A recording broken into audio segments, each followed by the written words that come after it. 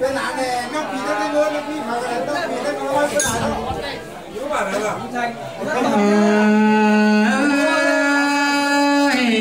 đi hà mà nhà xây cưới bên đi nào là hai cưới còn hai đi nào thế đi là đi hà theo nào đi mà bà năm này kinh đô bà lúa cứ đi xây sườn hai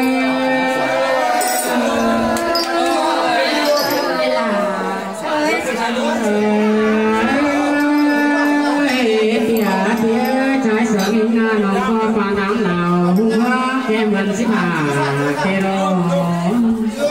hãy đi bàn nắng bà na đố bưng thù má đi ai ơi xài xìa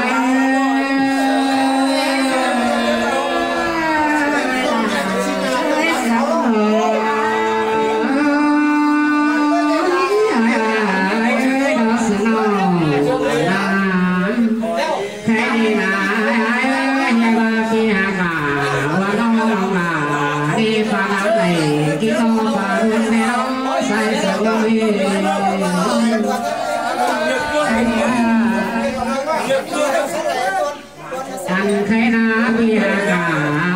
hoa cối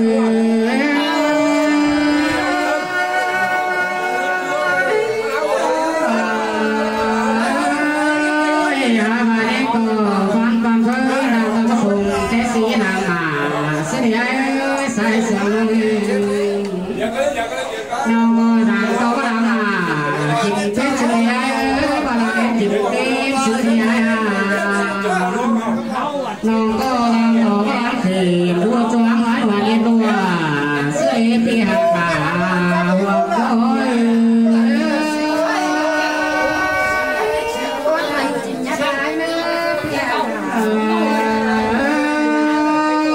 nông có rằng to có đáng sổi má búa kèm cho cú chuồng xử lý ai sai cỡ năng lên sao đừng ai nông cô này đứng đầu phần ti cảm ơn chiến sòng nàng ai hàng to phá đúng ta ta sẽ mà xử lý thảo đừng chỉ bảo phá ra sẽ chờ xử lý ai sai sườn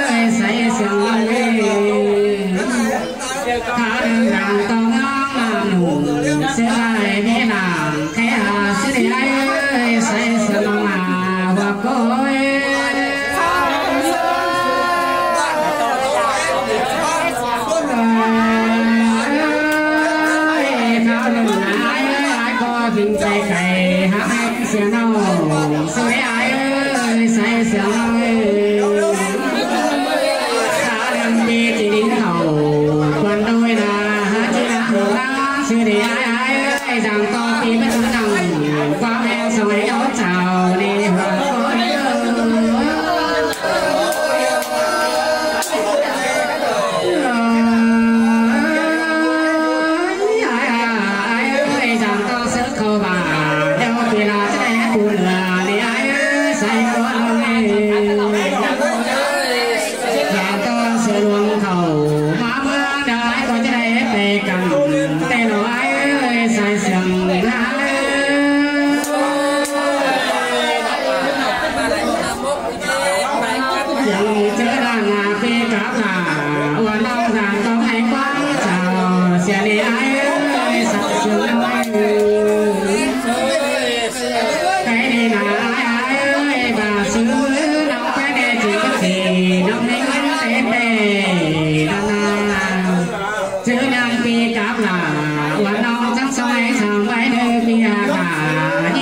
xài sướng ai